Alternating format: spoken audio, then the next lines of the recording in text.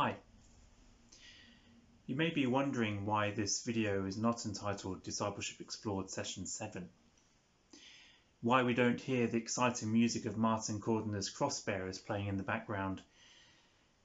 And you would be forgiven to be expecting me to be presenting that this week. But I guess like many of you, these past couple of weeks has brought me to a place of lament. A place of mourning and shame on our society and how it is responding to certain situations around the world. I felt moved to postpone Discipleship Explored this week and share with you some personal thoughts and reflections upon what we have seen take place in recent weeks. How we are encouraged to share in saying and meaning that Black Lives Matter, where in actual fact, all lives matter. A couple of weeks ago, the main story dominating our headlines was the COVID-19 pandemic. We were hearing of death tolls and new figures relating to the outbreak. Then the headlines changed to the death of one man, George Floyd. A man none of us had ever met, but a man whose name is ringing throughout the world because his death has sparked hatred and violence in the lives of so many. And that brought to us the next headline. Last weekend here in the UK, we saw statues being defaced, violent responses to the act of racism which is believed to have led to George's death. Despite there still being peaceful protests and calm, positive responses we have seen in Minneapolis, it is the negative and somewhat unnecessary responses that make the news. In many cases, social distancing is a thing of the past as crowds gathered to make their voice heard and on what has become a very sensitive and delicate topic in our world for many years. And I've had in my thinking for the past couple of days two things. Firstly, how does God feel? How does God feel when he sees his children vandalizing property, rioting through the streets of cities, shouting and protesting against certain things? And secondly, how far are people prepared to go? Have we become so detached from love that our minds are programmed to focus only on causing disruption? That sensible, logical, practical methods of raising an issue are no longer an option. I have never been taught that the best way to respond to what is wrong is by doing what is wrong. When we see our streets full of people whose focus is on causing damage, people who don't give any thought to society, history, or even their own reputation, it is heartbreaking. Vandalizing public property is nothing to be proud of, but rather something to be ashamed of. And I think, is the world on a downward spiral? Has authority become something that doesn't matter? Has respect just been forgotten? Whether people are fighting against racism or sexism or terrorism or any ethical or moral issue, stronger communities will not be built on violence or crime, but rather the ideals of love and respect.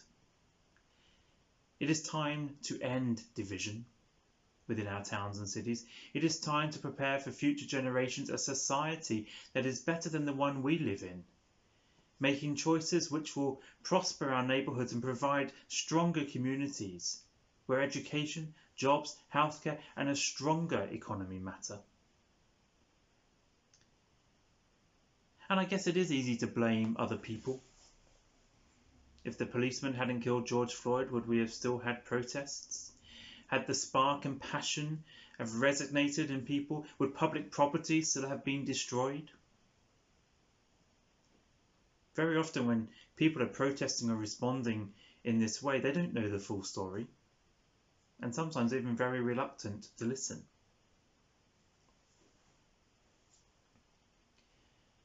When announcing the death of Martin Luther King Jr. on the 4th of April 1968, Robert F. Kennedy, the brother of John F. Kennedy, was campaigning for US presidency in Indianapolis.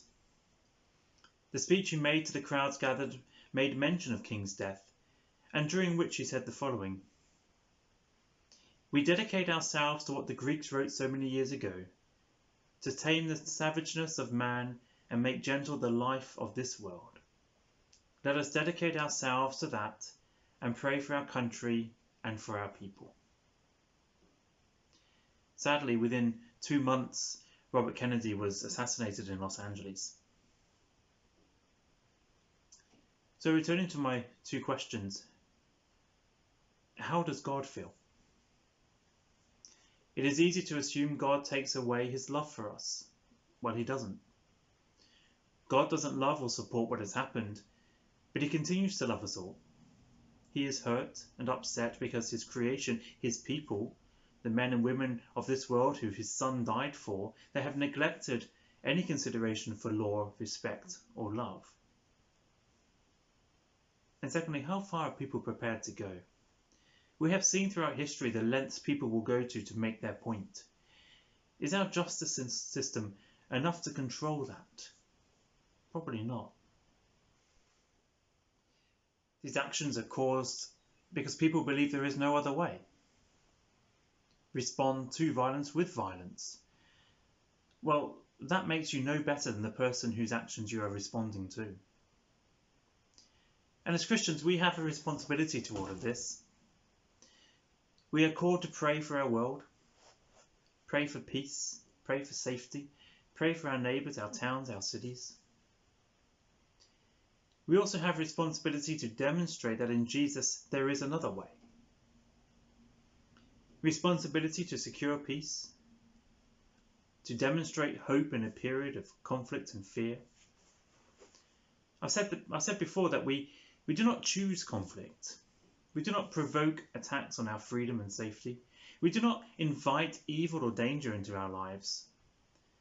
So every time we hold on to our faith of courage and of strength, let us be reminded of the true depths of Paul's message in Romans 8:31. If God is for us, who can be against us?